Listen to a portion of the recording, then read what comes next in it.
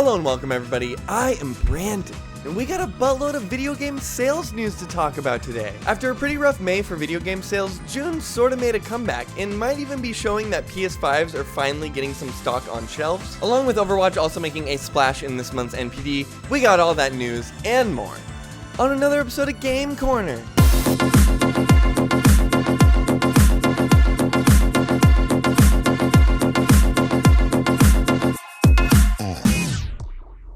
Thanks for watching, everybody. If you like what I do, please like the video, subscribe to the channel if you'd like to see more, and I'll stop wasting your time. So unfortunately, I did miss last month's NPD, which would be the NPD for May 2022. Before we jump into the June NPD, let's just do a little recap of May so that we kind of know what we're getting into here. May NPD was actually pretty interesting because it was actually the lowest spending total that we've seen on the NPD since February of 2020. As we can see, this was mostly from hardware and game sales. Hardware was actually down negative 11% last month as well. We're seeing such a low number in those hardware sales mostly because of the semiconductor shortage that we're still continuing to see throughout the tech industry right now. This, along with just not a lot of new games being released in the month of May, obviously kind of attributes to lower spending across the board when it comes to video games. Lucky for us, that little dip didn't last all that long because the June NPD is looking quite a bit better. There was quite a few big games that had dropped last month, everything from The Quarry to Fire Emblem Warriors 3 Hopes. That helped us jump way back up to that negative 11%, back from that negative 19%, which was pretty nasty. On top of this, hardware sales seem to be way more up than they were last month. I think we might actually be starting to hit a turning point with this whole chip shortage thing. If we see this trend continue, we could totally see this chip shortage thing be fixed by maybe even next year at this point. And obviously the more hardware that they can create and put on shelves, the more that's going to get into people's hands, which is going to eventually make people buy more PS5 games.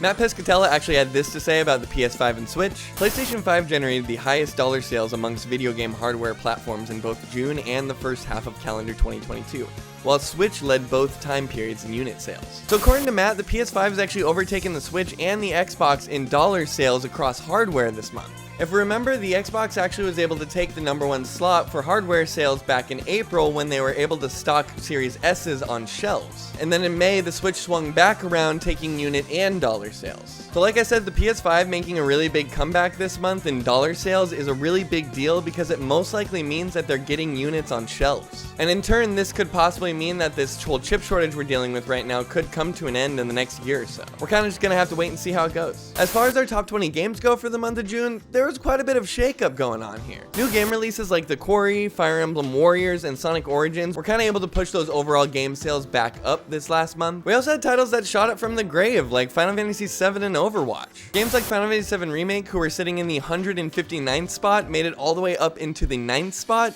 most likely due to the 25th anniversary and the announcement of the Crisis Core Remake, as well as the Part 2 of Final Fantasy 7 Remake. And then we have games like Overwatch, who are nestling themselves into that 5th place spot, all the way down from 57th.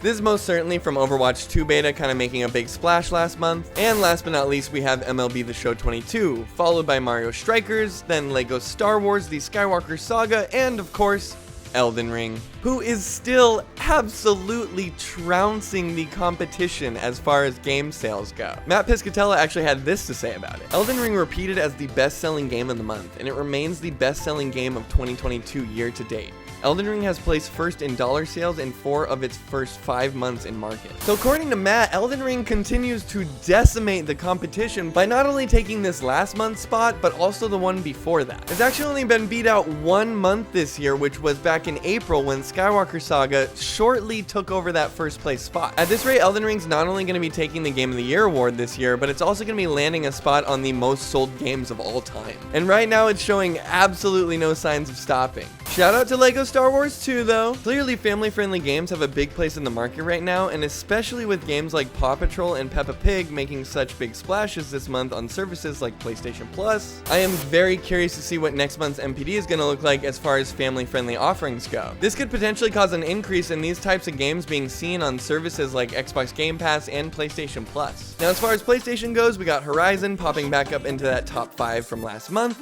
along with Miles Morales also making a jump from the 8th slot all the way up to the 4th, being followed by Lego Star Wars, MLB The Show 22, and Elden Ring. We don't want to sleep on games like The Quarry, Overwatch, or Rift Apart though, because these games have all snuckily made their way back onto the top 10 list this month. Also along with games like Miles Morales, who went all the way from 8th up to 4th place this month, even years after it came out now. I'm not exactly positive why we're seeing these games kind of make a comeback into the top 10. They were just recently added to the new PlayStation Plus subscription service, so maybe there's just kind of an increased interest in them now. Either way, PlayStation is absolutely crushing it when it comes to first-party titles over here. Next up, we got Nintendo's top 10 list this month, which is looking pretty crazy compared to previous months, thanks to a lot of new releases and renewed interest in Mario Kart 8, thanks to the upcoming DLC tracks. Plus, we got new games like Fire Emblem Warriors 3 Hopes, making a pretty solid number 6 on that top 10. Especially considering it's a spin-off and not a mainline title, this is a pretty solid place for it to be, I'd say. Then we got Super Smash Bros, followed by Kirby, and then Switch Sports. They've definitely had a decrease since last month, but there's still a pretty big interest in them from the looks of it. Definitely seems like there's a huge renewed interest in Kirby, seeing as how they just announced that new game Dream Buffet, and they also just put Crystal Shards over on the Nintendo Switch Online service. And then of course Mario Kart 8 drifting into second place there. I can't even believe that that game is still selling so much. Obviously this is because of the DLC tracks that we're having added to the game. And then obviously not super surprised to see Mario Strikers up there, seeing as how it was the most recent game to be released on the Switch at the time. And last but not least, we got Xbox's top 10 for the month of June. Xbox hasn't had much in the way of first-party exclusives this year, so it hasn't been really nearly as interesting to look at their top 10 compared to Nintendo and PlayStation's. That being said, we got COD in 5th, followed by F1 2022,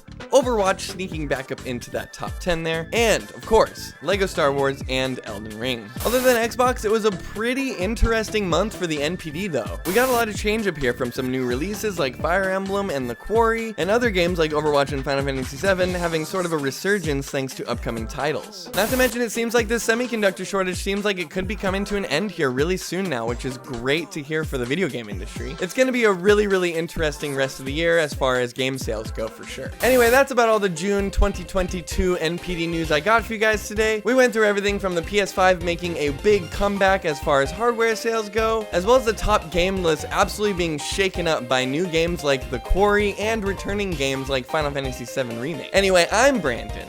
This was Game Corner. Thanks for watching and have a kick-ass week.